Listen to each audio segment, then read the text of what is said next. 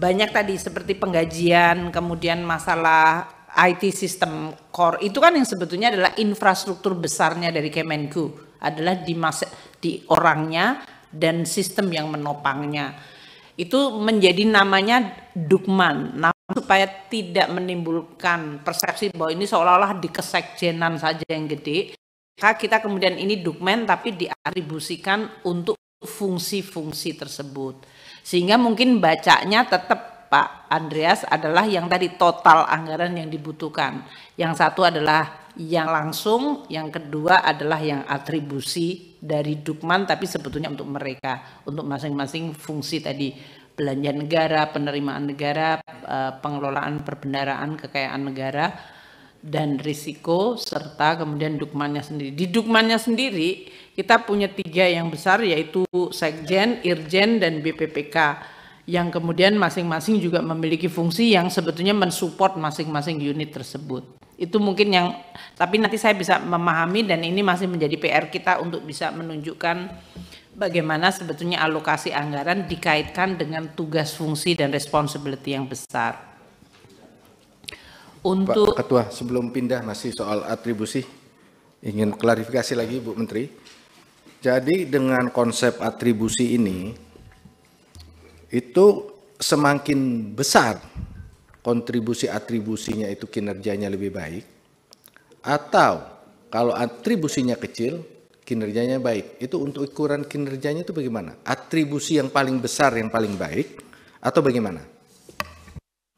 Kalau unitnya besar, share service-nya besar, ya atribusinya akan otomatis besar. Karena kan sebetulnya di situ juga ada unit cost dari masing-masing orangnya, tapi juga investasi sistem Pak Dolfi. Seperti Cortex ini kan cukup besar, tapi dia multi years ya dalam hal ini. CISA itu relatifnya bisa dikonten di dalam bea cukai, tapi juga kita lihat dia membutuhkan. Biar singkat misalnya begini Bu, anggaran 2025 53 triliun. Saya total atribusinya itu 43 triliun atau 81% itu fungsi atribusi. Nah, kalau 81% ini jadi 90% itu artinya kinerjanya baik atau bagaimana? Maksudnya itu? Mungkin kita belum menghitung korelasi seperti itu, tapi lebih karena sibuk untuk melabelisasi atau mengassign masihnya Pak. Jadi mungkin mohon maaf Pak Dolfi, tapi ini pertanyaan bagus.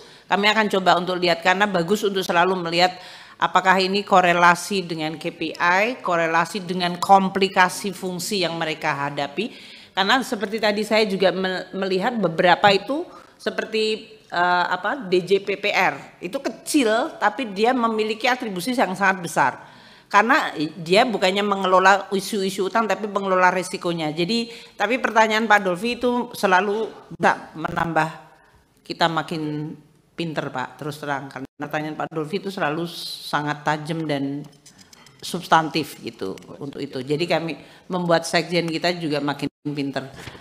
Artinya deg-degan katanya Pak, dia nggak bisa tidur. Tapi memang pertanyaannya memang harus gitu, analytical terhadap kinerja organisasi. Kan tadi kami menyampaikan KPI, kemudian output kegiatan versus assignment terhadap angka.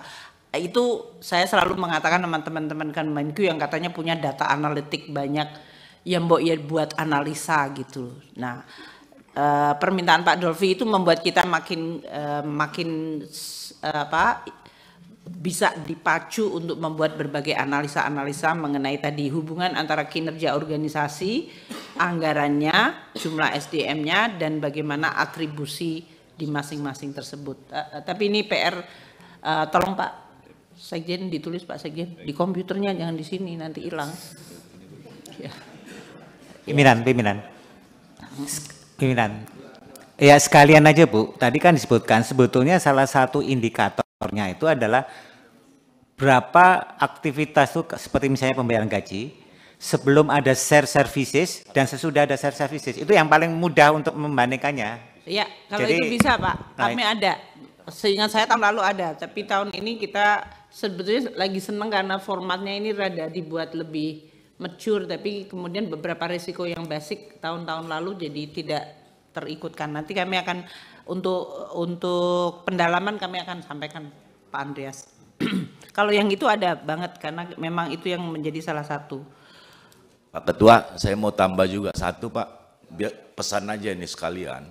Ada enggak ya, saya agak mengganggu memang dengan istilah-istilah ini dukungan manajemen gitu kan. Ya kalau tapi ternyata anggarannya banyaknya di dukungan itu gitu. Padahal kalau disebut dukungan, nah kemarin saya mau maju lagi, saya maju lagi loh bro, DPR RI, oh kita dukung ketua katanya ya kan. Apa dukungannya? Ya ada kita kafe itu, bolehlah pakai hallnya katanya ya kan. Oh baguslah, nanti kita mau pakai, rupanya bukan free, kita diskon katanya. Nah, itu dukungan udah itu gitu. Nah maksud saya, maksud saya akuntan Bu, kalau udah nggak dapat di mana-mana itu di dukungan, di lain-lain gitu. Biaya lain-lain, pendapatan lain-lain gitu, itu kan dukungan. Nah itu adalah angka-angka yang kecil gitu, tapi ini terbesarnya di situ, pindah dari penerimaan negara separuh berkurang pindah ke dukungan gitu.